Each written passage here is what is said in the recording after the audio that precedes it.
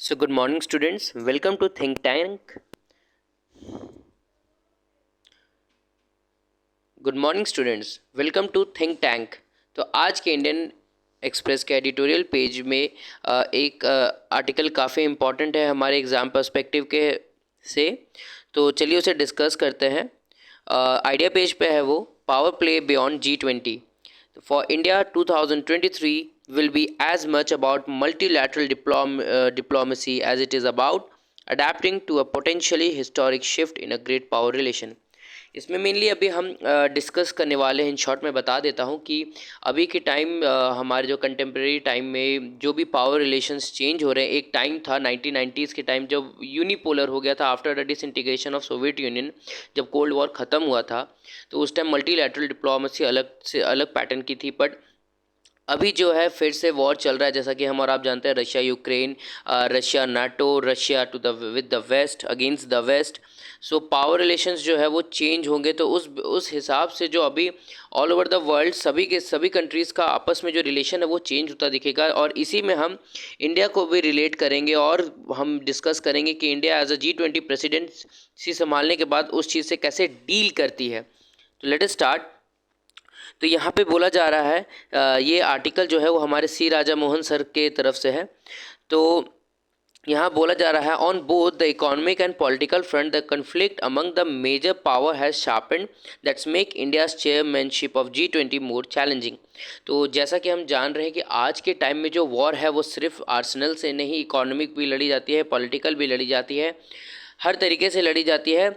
और आज के टाइम ये वॉर बहुत फ्रीक्वेंट, बहुत ज़्यादा होने लग गया है, जिसके कारण इंडिया का जो G20 प्रेसिडेंट चेयरमैनशिप है वो और भी चैलेंजिंग हो जाएगा। ठीक है।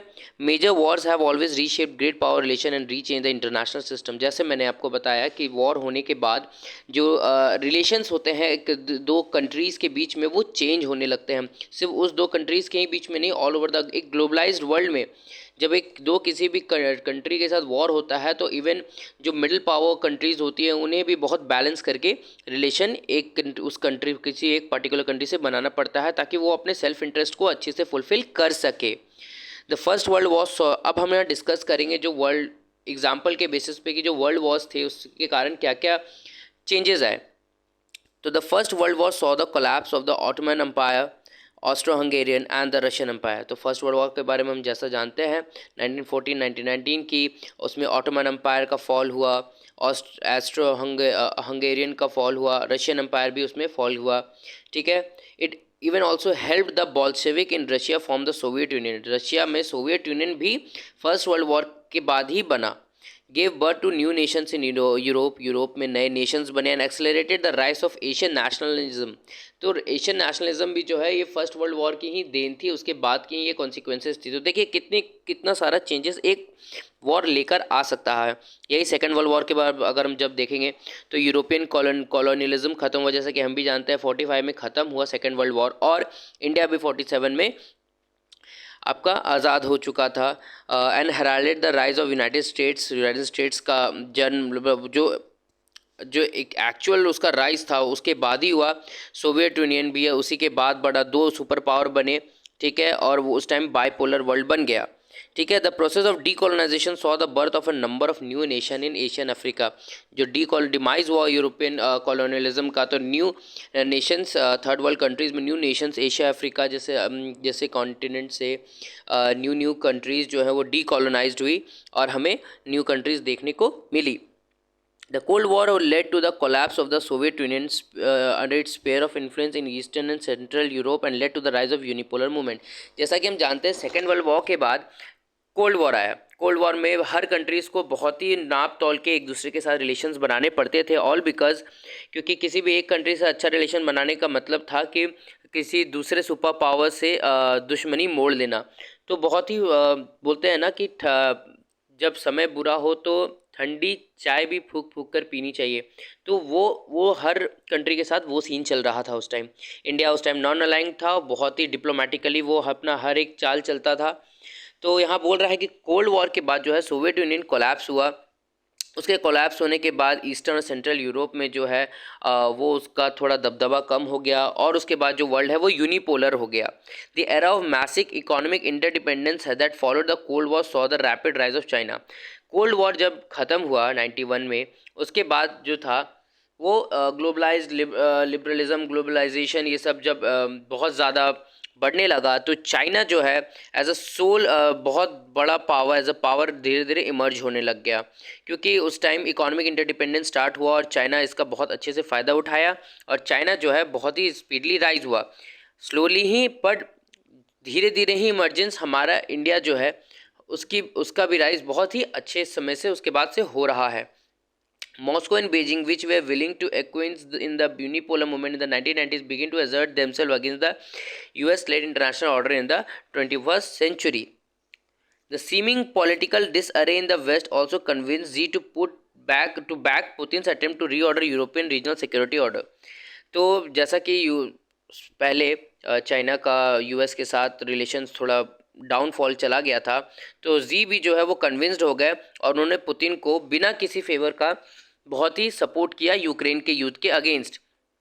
ठीक है, उसके what ever the nature of the eventual settlement, Russia will come out weaker from this military misadventure. अभी हम रशिया यूक्रेन के कंटेक्स्ट में जब हम बात करते हैं तो हमें ये दिख रहा है, और ऑब्वियसली ये पता चल रहा है कि रशिया जो है इसका आउटकम कुछ नहीं होगा, बट रशिया पहले से थोड़ा जो वीक हमें शो होने लग जाएगा, वीक हो भी जाएगी, क्योंकि बहुत ज़्यादा क्योंकि वॉर जो होता है वो बहुत ज़्यादा इकोनॉमिक बर्डन डाल देता है किसी भी कंट्रीज़ के ऊपर, और ये वॉर तो सिर्फ अपने उन कंट्रीज़ पे ही नहीं, बहुत सारे कंट्रीज़ पे भी बर्डन डाल चुका है।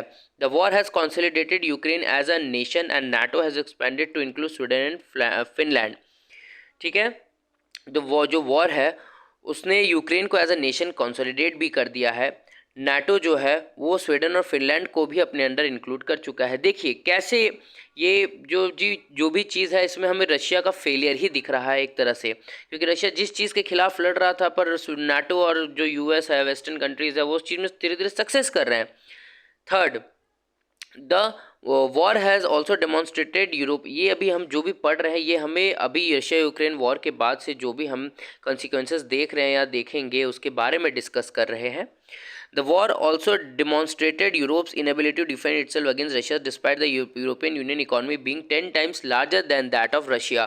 तो जैसा कि हम जानते हैं यूरोपियन यूनियन का जो इकोनॉमी है वो 10 टाइम्स रशिया की इकोनॉमी से ज़्यादा पावरफुल है, उसके बावजूद इस वॉर के बाद, रशिया यूक्रेन वॉर के बाद हमें ये क्लियरली दिख रहा है कि यूरोप जो है वो इनेबल है अपने आप को रशिया से डिफेंड करने में, क्योंकि हम जान रहे हैं कि नॉर्थ स्ट्रीम पाइपलाइन जो बाल्टिक सी से जाती है उसमें जो आपका रशिया ने अपना फ्यूल भेजना बंद कर दिया, अपना सारे रिसोर्सेज भेजना बंद कर दिए, तो यूरोप इस बात से टेंशन में आ गया कि इस कपकपाती ठंड में उन्हें एनर्जी कहाँ से मिलेगी। While Europe is weaker, trans Atlantic NATO has become strong.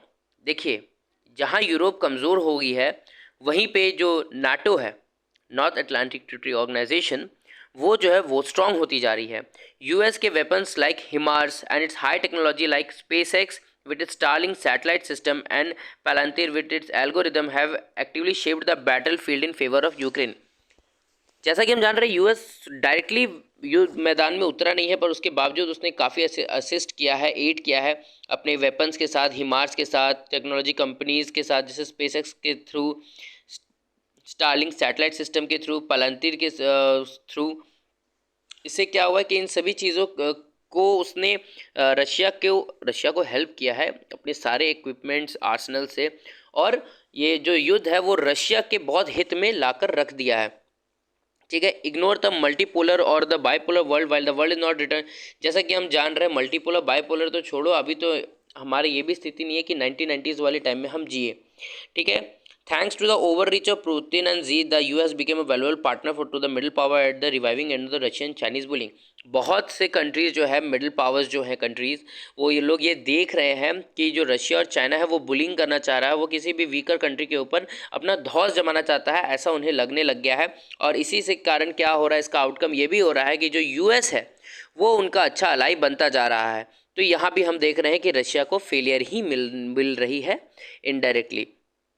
तो Russia Expansionism in Europe and China aggressiveness in Asia have compelled Germany, Europe and Japan in Asia to boost their defense spending.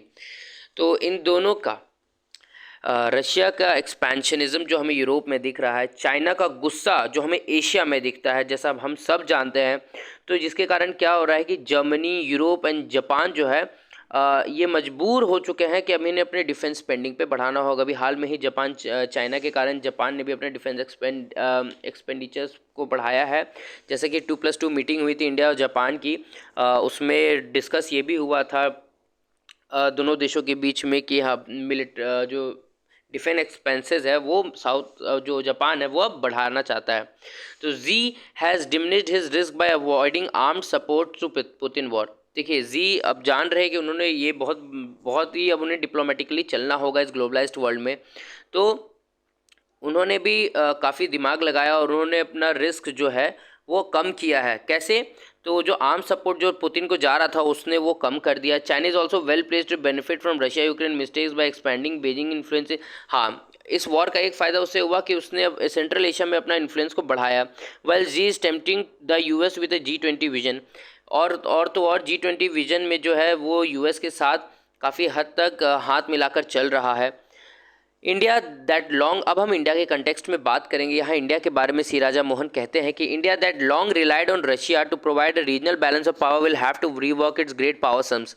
India सिर्फ Russia के ऊपर dependent होकर अभी नहीं रह सकता है, उसे फिर से एज लाइक 19 कोल्ड वॉर के टाइम जैसा चल रहा था उस टाइप से डिप्लोमेटिकली अपना हर स्टेप्स लेना होगा।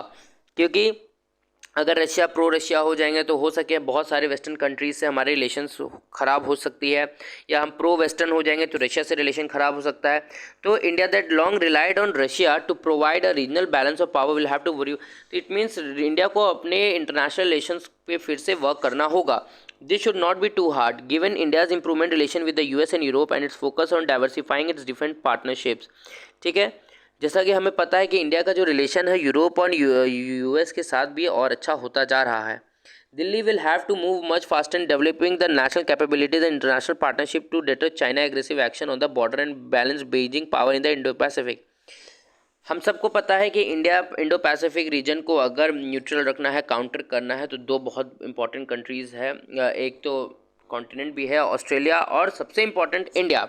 ठीक है, तो यहाँ सी राजा मोहन कह रहे हैं कि इंडिया दिल्ली जो है उसको बहुत ही अपने नेशनल कैपेबिलिटीज़ और इंटरनेशनल पार्टनरशिप जो है उसे स्ट्रॉन्ग करना होगा, ताकि वो चाइना के एग्रेसिव एक्शन जो चल रहे हैं हमारे बॉर्डर्स पे इंडो पैसिफिक में भी, तो उसे हमें डेटर करना होगा, उसे हमें रोकना होगा। इसलिए हमें अच्छे से तैयार रहना पड़ेगा। तो यहाँ और भी कहा जा रहा है कि India G20 leadership would give be a success if it can prevent the complete breakdown of the multilateral system and generate major power concession on few issues.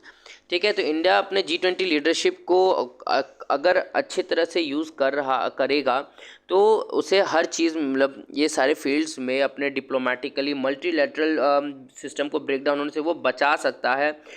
Meanwhile, new rules for the global order are beginning to emerge from like-minded like the G7 rather than deeply divided G20। ठीक है, तो ये हमारा एक article रहा power play beyond G20। एक और article है विजन विंडिकेटेड। इसमें कल जो परसों सुप्रीम कोर्ट ने वर्डिक्ट दिया है डिमोनेटाइजेशन के, उसके ऊपर ही है। It's not so important but एक रीड कर सकते हैं। मैंने अपनी लास्ट वीडियो में जो कल की वीडियो थी उसमें सुप्रीम कोर्ट के ऊपर जो एडिटोरियल पेजेस थे उसके काफ़ी हद तक डिस्कस कर लिया है। तो ये हमारा जो G20 का रहा, ये काफ़ी एडिटोरियल आप एक बार रीड कर लीजिएगा, आपको बहुत इजीली आ जाएगा समझ में। ऐसा सच और कोई इम्पोर्टेंट है नहीं। तो गाइस, थैंक यू हमारे साथ बने रहने के लिए। Please do like, share, comment and subscribe. Thank you and have a good day.